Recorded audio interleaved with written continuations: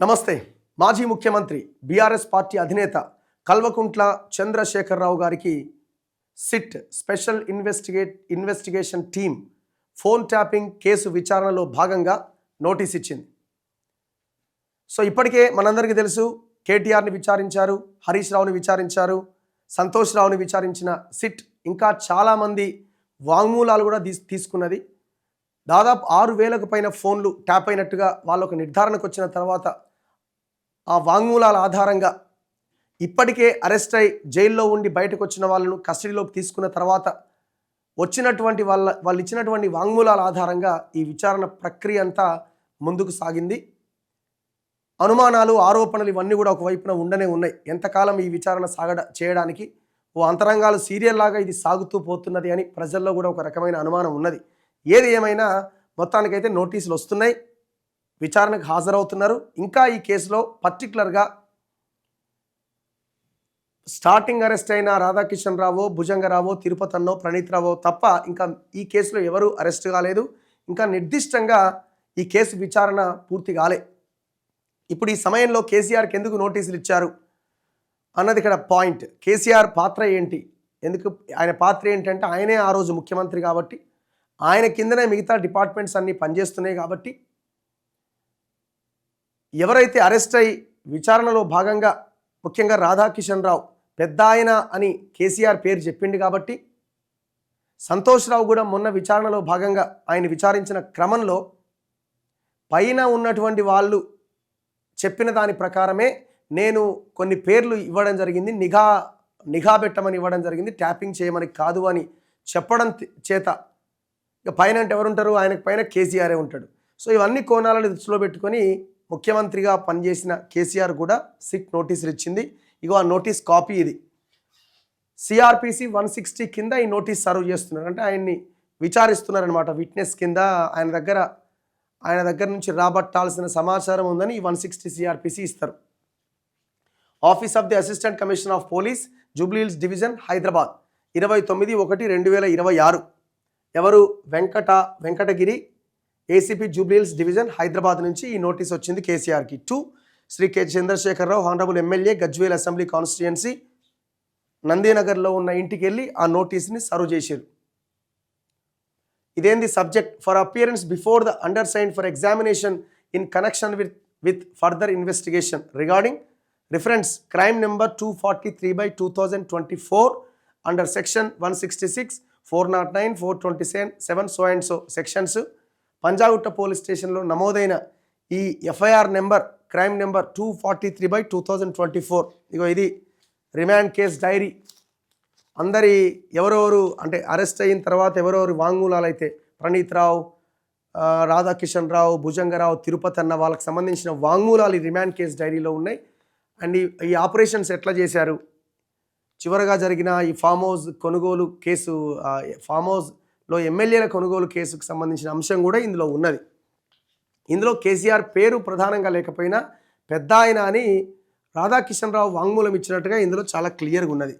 ఇది 243/2024 crime number. ఇగో with reference to the subject cited it is stated that on 10/3/2024 a case in crime number 243/2024 of Panjagutta PS Hyderabad registered under the sections mentioned above, so and so sections, is presently under further investigation. During the course of investigation, it has been revealed that you are acquainted with facts and circumstances relevant to the above case.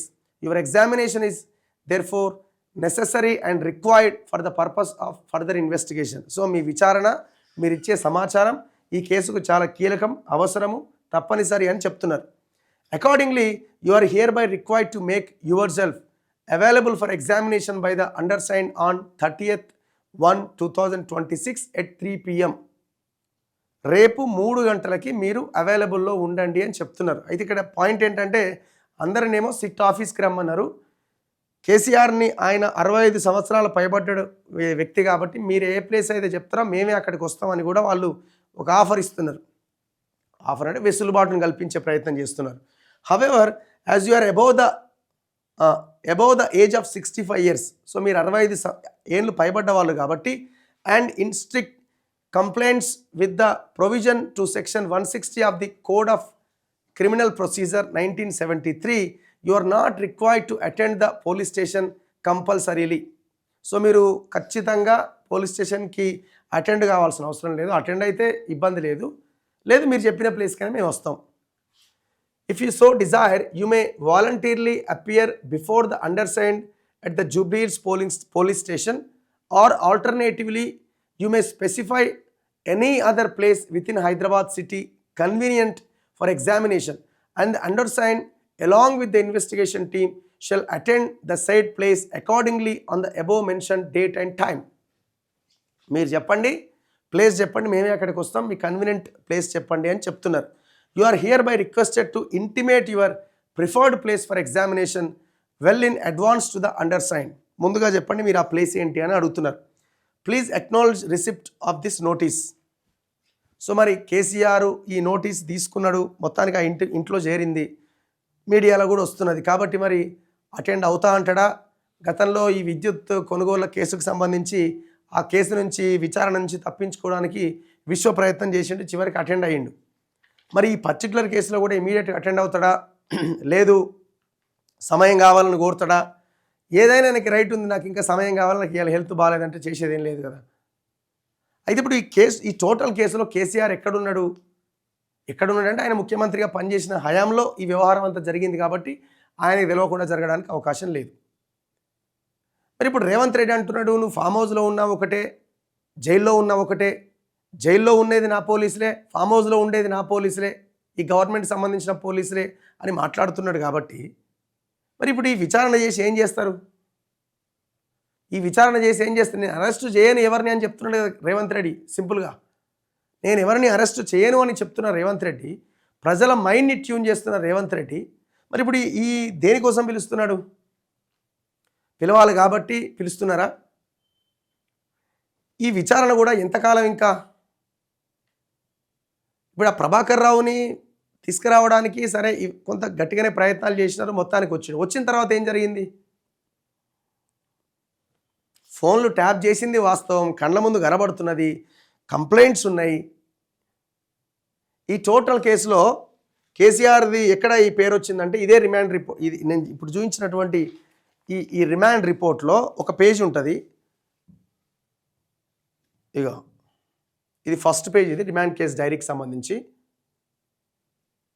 10/3/2023 145కి FIR నమోదైంది. Name address of the complainant, ఎవరు complaint చేసింది? Dandudugu Ramesh Mallaiah, additional superintendent of police SIB Telangana state. ఆయన complaint చేసింది. ఎందుకు complaint చేసిందంటే ఆ SIB దాంట్లో ఉన్న ఆ సిస్టమ్స్ సర్వర్లు మొత్తం క్రాష్ చేసిర్రు, కొత్తవి తీసుకొచ్చి పెట్టిరని ఆయన కంప్లైంట్ చేసిండు. అప్పటికే ఈ దొంగలంతా అమెరికా చెక్కేసిరు, ప్రభాకర్ రావు, శ్రవణ్ రావు వీళ్ళంతా. ఇందులో అక్యూజ్డ్ ఎవరంటే ఆ రోజుకి నాయని భుజంగరావు A2, మేకల తిరుపతన్న A3, A1గా దుగ్గ్యాల ప్రణీత్రావు, వీళ్ళందరూ ఉన్నారు. ఇందులో ప్రధానంగా చాలా అంశాలు, ముఖ్యంగా ఈ ఫామ్ హౌస్ ఎమ్మెల్యేల కొనుగోలు కేసుకు సంబంధించిన దాంట్లో కూడా ఈ రాధాకిషన్ రావు చాలా క్లియర్గా చెప్తాడు. ఏమని? పెద్ద ఆయన ఇచ్చినటువంటి ఆదేశాల మేరకే మేము పనిచేసినాం, ఆడ కెమెరాలు కొన్నాం, ఈడ కెమెరాలు కొన్నాం, దాన్ని మొత్తం స్టింగ్ ఆపరేషన్ చేసినాం, దాని తర్వాత అంతా రిస్కార్డు తీసుకుపోయి కేసీఆర్కి సబ్మిట్ చేసినామని. ఇందులో చాలా డీటెయిల్డ్గా టోటల్ ఈ ఎపిసోడ్లో ఏం జరిగింది, కేసీఆర్ పాత్ర ఏందన్నది ఈ అరెస్ట్ అయినటువంటి ఒకరిద్దరు వాళ్ళు పెద్ద ఆయన మా బాసులు చెప్పినట్టే మేము చేసినామని చెప్పడం జరుగుతుంది. సో అందులో భాగంగా కేసీఆర్కి ఈ నోటీసులు ఇవ్వడం జరిగింది. మొత్తం ఇదంతా కూడా రిమాండ్ కేస్ డైరీ అనమాట. ఇందులో తిరుపతి అన్న ఏం చెప్పిండు, భుజంగరావు ఏం చెప్పిండు, పైసలు ఎట్ల నుంచి ఎట్టి తీసుకుపోయారు, దుబ్బాక్ ఎలక్షన్లో ఎట్లా రఘునందన్ రావు సంబంధించిన పైసలు పట్టుకున్నారు, హుజూరాబాద్లో ఎట్లా ఏం ప్లాన్ చేశారు, మునుగోడులో రాజగోపాల్ రెడ్డి పైసలు ఎట్లా పట్టుకున్నారు, అండ్ ఒక ప్రైవేట్ ఆసుపత్రి కేసీఆర్ కులమకి సంబంధించిన యశోద ఆసుపత్రిలో ఒక డీల్ చేసిర్రు డబ్బులకు సంబంధించి, అది ఎట్లా జరిగింది, ఇవన్నీ ఇందులో పిన్ టు పిన్ ఇందులో ఉంటాయి. ఇందులో ఉంటాయి. మొత్తం ఇదంతా ఇది చాలాసార్లు మనం ఎక్స్ప్లెయిన్ చేయడం జరిగింది.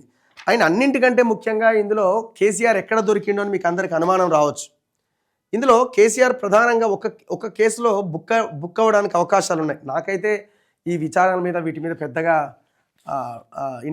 ఇది చిత్తశుద్ధి ట్రాన్స్పరెంట్ ఉన్నట్టు నాకు అనిపిస్తలేదు. ఎందుకంటే రేవంత్ ఆల్రెడీ చెప్పిండు, ఆయన ఏడున్నా ఒకటే, బయట ఉన్నా ఒకటే, లోపల ఉన్నా ఒకటే అని. ఇంకేముంటుంది అక్కడ. ఇక్కడ ఏం జరిగిందంటే ఈ ఎమ్మెల్యేల కొనుగోలు కేసుకు సంబంధించి 4 ఎమ్మెల్యేలు, ఎవరు, హర్షవర్ధన్ రెడ్డి, రేఖా కాంతారావు అండ్ గువ్వల బాలరాజు, పైలట్ రోహిత్ రెడ్డి, 4 ఎమ్మెల్యేలు బీజేపీ వాళ్ళని కొనుగోలు చూస్తుంది అని అనుకున్నప్పుడు కేసీఆర్ ఫోన్ ట్యాపింగ్ ద్వారా, రోహిత్ రెడ్డి ద్వారా ఈ అంశాన్ని తెలుసుకొని ఓ స్టింగ్ ఆపరేషన్ చేస్తాడు వాళ్ళందరినీ ఫామ్ హౌస్లో, ఈ ప్రగతి భవన్లో నిర్బంధించి. దీంట్లో భాగంగా అక్కడ జరిగినటువంటి కన్వర్జేషన్కి సంబంధించిన ఆడియో టేప్స్ని కేసీఆర్ మీడియాకు, జడ్జిలకు, వాళ్ళందరికీ రిలీజ్ చేస్తాడు. ఒకరోజు పెద్ద ప్రెస్ మీట్ పెడతాడు, అందరికి గుర్తే ఉంటుంది. ఆ రోజున కొన్ని ఆడియోలు రిలీజ్ చేస్తాడు. అయితే ఇందులో 4 వ్యక్తులు మాట్లాడుకుంటారు. ఎవరెవరు? నందకుమార్ అనే వ్యక్తి కేసీఆర్, ఈ అంశంలో కేసీఆర్ని టైట్ చేయడానికి అవకాశాలు ఉండొచ్చు ఒకవేళ చిత్తశుద్ధితో చేస్తే. నందకుమార్ని అండ్ పైలట్ రోహిత్ రెడ్డికి సంబంధించిన ఆడియో. నెక్స్ట్ 2 స్వామీజీలు వచ్చారు, రామచంద్ర భారతి అండ్ సింహయాజులను. ఆయన లావుకే ఉన్నాడు కదా, ఆ ఆడియో, ఆ వీడియోలో ఉంటారు. అయితే విషయం ఏంటంటే ఈ పైలట్ రోహిత్ రెడ్డి కేసీఆర్ సైడ్ వెళ్ళిపోయిండు. అంటే దొరకబట్టిండు కేసీఆర్. మీరు కథలు పడుతున్నారని మొత్తానికి పైలట్ రోహిత్ రెడ్డిని బెదిరించిండు. వాళ్ళతో పాటు ఇంకా 3 బెదిరించి ఒక దగ్గర కట్టేసుకున్నాడు. ఇప్పుడు కేసీఆర్ హ్యాండ్ ఓవర్లో ఒక్క పైలట్ రోహిత్ రెడ్డి మాత్రమే ఉన్నాడు. ఈ 3 అదర్ సైడ్. విషయం ఏంటంటే నందకుమారు, రోహిత్, రామచంద్ర భారతి మాట్లాడుకున్న ఆడియోలో ఒక టేపు బయటకు వచ్చింది. ఎట్లా బయటకు వచ్చిందంటే పైలట్ రోహిత్ రెడ్డి అన్నాడు, ఇది నేనే బయట పెట్టినా అన్నాడు. ఒక వెల్ అండ్ గుడ్, ఎందుకంటే నేను రికార్డ్ చేసి ఉండొచ్చు. ఒకవేళ వాట్సాప్లో నుంచి, ఫేస్ టైం నుంచి ఫోన్ చేసినా ఇంకొక ఫోన్లో రికార్డర్ ఆన్ చేసి రికార్డ్ చేసి ఉండొచ్చు. కానీ ఇక్కడ ఏం జరిగిందంటే నందకుమారు, రామచంద్ర భారతి, సింహయాజులు కేసీఆర్కి ఎగనెస్ట్గా ఉన్న ఈ 3 మాట్లాడుకున్న, ఈ 2 మాట్లాడుకున్న ఆడియోలు కూడా బయటకు వచ్చినాయి. ఇవి కూడా కేసీఆర్ రిలీజ్ చేసిండు. మరి కేసీఆర్కి ఆడియోలు ఎట్లా వచ్చినాయి? ఇప్పుడు పై ఆడియోనేమో రోహిత్ రెడ్డి పంపిండు అంటే ఆ కన్వర్జేషన్లో ఆయన ఉన్నాడు కాబట్టి ఆయన రికార్డ్ చేసి పంపింటాడు. మరి మిగతా వాళ్ళు మాట్లాడుకున్న ఆడియోలు కూడా కేసీఆర్కి వచ్చినాయి. కేసీఆర్ రిలీజ్ చేసిండు మీడియా పరంగా, అఫీషియల్గా. మరి ఆడియోలు ఎట్లా వచ్చినాయి? వీళ్ళు 3 అరెస్ట్ చేసి జైల్లో పెట్టి 70 రోజులు 80 రోజులు. వాళ్ళు ఎందుకు ఇస్తారు? వాళ్ళు ఇవ్వడానికి అవకాశమే లేదు. సో వెరీ క్లియర్గా ఈ ఫోన్ ట్యాపింగ్ వ్యవహారం జరిగినట్టుగా ఇందులో కనబడుతున్నది. ఇక దీని మీద బీజేపీ వాళ్ళు మాట్లాడారు, నా కాంగ్రెస్ వాళ్ళు మాట్లాడారు. అది ఏమైందో ఆ కేసు గాలి కొట్టుకపోయింది. బీజేపీని అడ్డంగా ఇరికియడానికి ప్రయత్నం చేసి ఇరికిచ్చిండు కూడా కేసీఆర్ ఆ రోజు ట్యాపింగ్ అంటున్నా ఈ ఎమ్మెల్యేల కొనుగోలు కేసులో. మొత్తానికి సిట్ విచారణ అంటే కేసీఆర్ ఎక్కడ ఇన్వాల్వ్ అయినా ఇక్కడ ఒకటి. అండ్ ఇంకొకటి ఇందులో రిమాండ్ కేసు డైరీలో చాలా క్లియర్గా రాసింది ఏంటి అంటే అసలు ప్రభాకర్ రావు ఎట్లా పాయింట్ అయ్యిండు? ప్రభాకర్ రావు అనే వ్యక్తి ఎప్పుడో 12-13 ఏళ్ల కింద రిటైర్ అయిపోతే సొంత కులమని చెప్పింది ఇంటడని తీసుకొచ్చి ఇంటెలిజెన్స్ చీఫ్గా పెట్టిండు. అపరిమితమైన అధికారాలు ఇచ్చిండు. డీజీపీకి సంబంధం లేదు, హోమ్ మినిస్టర్కి సంబంధం లేదు. ఇక ఆయన అయితే ఉత్తదే రబ్బర్ స్టాంప్ మొహమ్మద్ అలీ. డీజీపీకి సంబంధం లేదు, హోంమంత్రికి సంబంధం లేదు, హోమ్ సెక్రటరీకి సంబంధం లేదు. కేసీఆర్ ఆదేశాలు పక్కాగా ప్రభాకర్ రావు పాటించాలి. మధ్యలో సంతోష్ రావు అనే ఒక శాల్తీ ఉంటాడు.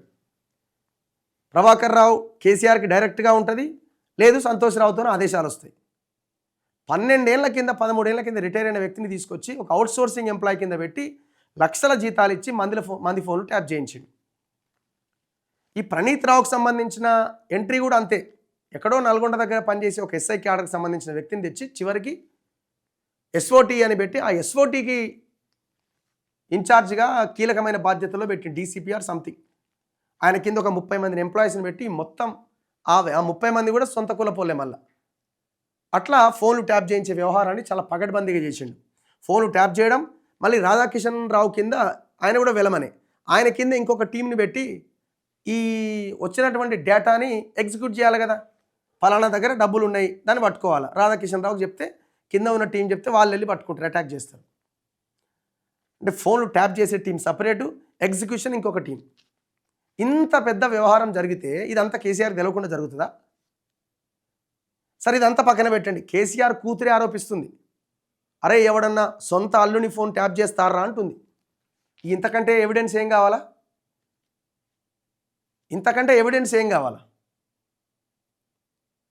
మరి టోటల్ కేసు ఎటుపోతున్నది? మరి మీరు ఈ కేసుని గట్టిగా ఆయన ఎంక్వైరీ చేస్తారని మీకు నమ్మకం ఉందా? మాకు నమ్మకం లేదు. మాకు నమ్మకం లేదు. ఎందుకంటే 25 లక్షల ఎకరాల భూములు, తెలంగాణ భూములు ఆగమైపోయి అన్యాక్రాంతం అయిపోయినాయని మొత్తుకుంటుంటే రేవంత్ రెడ్డి ఒక్క గుంట భూమిని కూడా వెనక్కి తీసుకోలే. మరి 25 లక్షలు అంత విలువ చేసే తెలంగాణ భూముల మీదనే ఫోకస్ లేనప్పుడు, వీళ్ళు సగం కలిసి పంచుకుంటున్నప్పుడు, అందులో బీజేపీకి వెళ్ళాల్సిన వాటా బీజేపీకి పోతున్నప్పుడు ఇక ఈ కేసు ముందుకు పడుతుందని మనం ఎట్లా అనుకుంటాం? ఇవన్నీ కూడా ఒక ఈవెంట్స్ అన్నమాట, డ్రామాలు, ఈవెంట్స్. ఇప్పుడు అదే పోలీసులకి అదే సిట్కి మీరు విచారణ మీరు నిష్పక్షపాతంగా చేయండి అని చెప్పండి, వాళ్ళు ఏంటో వాళ్ళ పవర్ ఏంటో చూపిస్తారు ఆ పోలీసుల కెపాసిటీని మనం ఇక్కడ తప్పు చేయట్లే. వాళ్ళు అద్భుతంగా విచారించగలుగుతారు వాళ్ళకి ఫ్రీ హ్యాండ్ ఇచ్చినప్పుడు. వాళ్ళకి ఫ్రీ హ్యాండ్ ఎక్కడిది? మొత్తం ఇన్ఫ్లుయెన్సే ఉంటుంది. సో కాబట్టి ఇన్ని అంశాలు ఇందులో ఉన్నప్పుడు తెలంగాణలో మనం రాజకీయాలు కనుక గమనిస్తే ఈ లీడర్లంతా కలిసి కూర్చొని కలిసి పంచుకొని తింటున్నప్పుడు, దోపిడీ చేస్తున్నప్పుడు ఇక ఈ కేసులు ముందుకు పడతాయని అనుకోవడానికి అవకాశం ఏముంది? నాకు 1% కూడా లేదు ఇందులో. 0.00001% కూడా లేదు. ఇక ఏం నడుస్తుంది? ఇక కేసీఆర్కి నోటీసులు అని ఇవాళ రేపు ఇక దంచుడు. ఇక ఇంకా ఆయన ఒకవేళ నేను అటెండ్ గాను, నాకు హెల్త్ బాగాలేదని ఇంకేదైనా నోటీస్ ఇస్తే ఇంకా 5-6 రోజులు నడుస్తుంది. చూద్దాం ఏం జరుగుద్ది అన్నది. చూస్తూనే ఉండండి మన తొలి వెలుగు.